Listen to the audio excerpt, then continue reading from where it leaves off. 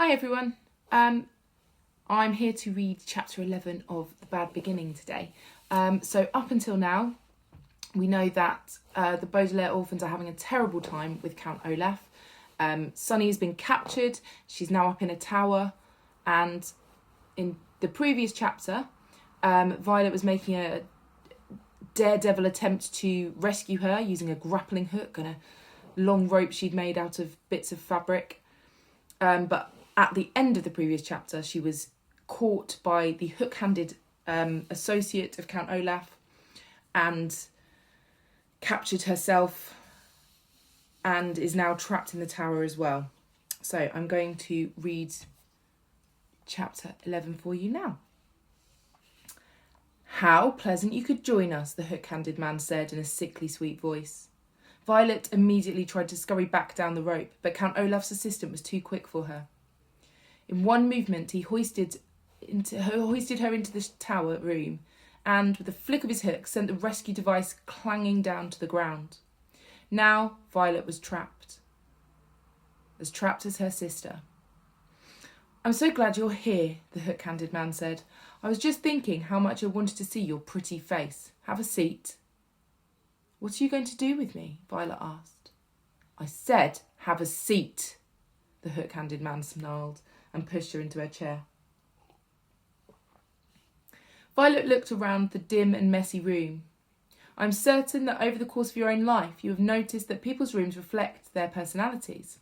In my room, for instance, I have gathered a collection of objects that are important to me, including a dusty accordion which I can play a few sad songs, a large bundle of notes on the activities of the Baudelaire orphans, and a blurry photograph taken a very long time ago of a woman whose name was Beatrice. These are items that are very precious and dear to me."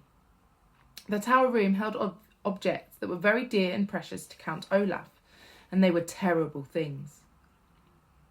There were scraps of paper on which he had written his evil ideas in an illegible scrawl, lying in messy piles on top of the copy of Nuptial Law that had been taken from Klaus. There were a few chairs and a handful of candles which were giving off flickering shadows. Littered all over the floor were empty wine bottles and dirty dishes, but most of all were the drawings and paintings and carvings of eyes, big and small, all over the room. There were eyes painted on the ceiling and scratched into the grimy wooden floors. There were eyes scrawled along the windowsill, and one big eye painted on the knob of the door that led to the stairs. It was a terrible place. The hook-handed man reached into his pocket of his greasy overcoat and pulled out a walkie-talkie. With some difficulty he pressed the button and waited a moment. "Boss, it's me," he said. "Your blushing bride has just climbed up here to try and rescue that biting brat." He paused as Count Olaf said something. "I don't know, some sort of rope?" "It was a grappling hook," Violet said, and tore off the sleeve of her nightgown to make a bandage for her shoulder. "I made it myself." "She says it was a grappling hook," the hook-handed man said into the walkie-talkie. "I don't know, boss." "Yes, boss. Yes, boss, of course. I understand she's yours." "Yes, boss." He pressed the button again to disconnect the line and turned his face to Violet. "Count Olaf is displeased with his bride." "I'm not his bride," Violet said bitterly. "Very soon you will be," the hook-handed man said, wagging his hook in the way most people would wag a finger. "In the meantime, however, I have to go and fetch your brother. The three of you will be locked in this room until night falls. That way, Count Olaf can be sure that you will all stay out of mischief." With that, the hook-handed man stomped out of the room. Violet heard the door lock behind him and then listened to the footsteps fading away down the stairs. She immediately went over to Sunny and put a hand on the little head. Afraid to untie or untape her sister for fear of incurring, a word here which means bringing out, Count Olaf's wrath, Violet stroked Sunny's hair and murmured that everything would be all right. But of course, everything was not all right. Everything was all wrong. As the first light of morning trickled into the tower room, Violet reflected on all the awful things she and her siblings had experienced recently. Their parents had died suddenly and horribly. Mr. Poe had brought them ugly clothing. They had moved into Count Olaf's house and were treated terribly. Mr. Poe had refused to help them. They had discovered the fiendish plot involving marrying Violet and stealing the Baudelaire fortune. Klaus had tried to confront Olaf with the knowledge he'd learned from Justice Strauss' library and failed. Poor Sunny had been captured, and now Violet had tried to rescue Sunny and found herself captured as well. All in all, the Baudelaire orphans had encountered catastrophe after catastrophe, and Violet found their situation lamentably deplorable, a phrase which here means it was not at all enjoyable. The sound of footsteps coming up the stairs brought Violet out of her thoughts, and soon the hook-handed man opened the door and thrust a very tired, confused, and scared Klaus into the room. "Here's the last orphan," the hook-handed man said, "and now I must go and help Count Olaf with the final preparations for tonight's performance. No monkey business, you two, or I'll have to tie you up and let you dangle out the window as well." Glaring at them, he locked the door again and tromped down the stairs.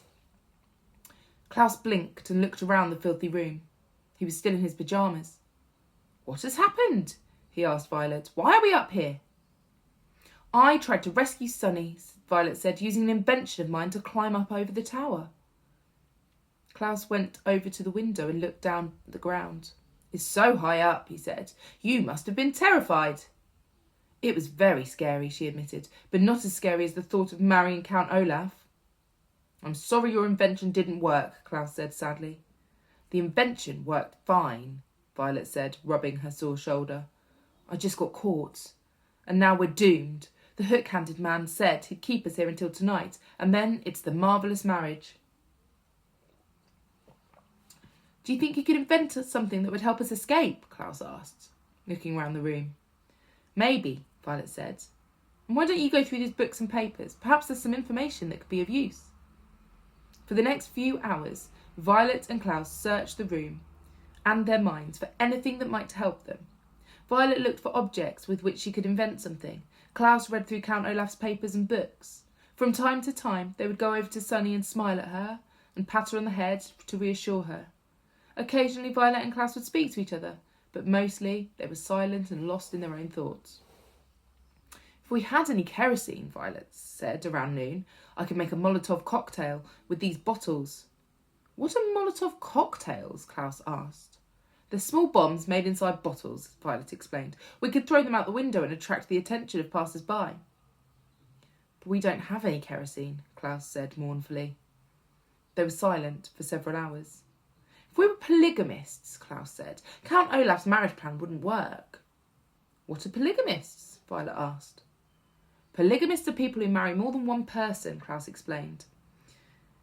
"In this community, polygamists are breaking the law, even if they have married in the presence of a judge with a statement of 'I do' and signed the document in their own hand. I read it here in nuptial law." "But we're not polygamists," Violet said mournfully. They were silent for several more hours. "We could break these bottles in half," Violet said, "and use them as knives, but I'm afraid Count Olaf's troop would overpower us." "You could say 'I don't' instead of 'I do,'" Klaus said, "but I'm afraid Count Olaf would order Sunny dropped off the tower." "I certainly would," Count Olaf said, and the children jumped. They had been so involved in their conversation that they hadn't heard him come up the stairs and open the door. He was wearing a fancy suit, and his eyebrow had been waxed so it looked as shiny as his eyes. Behind him stood the hook-handed man, who smiled and waved a hook at the youngsters. "Come, orphans," Count Olaf said. "It is time for the big event. My associate will stay behind in the room and will keep in constant contact through our walkie-talkies. If anything goes wrong during tonight's performance, your sister will be dropped to her death. Come along now." Violet and Klaus looked at each other, and then at Sunny still dangling in her cage, and followed Count Olaf to the door. As Klaus walked down the tower stairs, he felt a heavy sinking in his heart as all hope left him. There truly seemed to be no way out of their predicament. Violet was now feeling the same way until she reached out with her right hand to grasp the banister for balance. She looked at her right hand and for a second began to think. All the way down the stairs and out the door and the short walk to the block of the theatre, Violet thought and thought and thought, harder than she ever had in her entire life.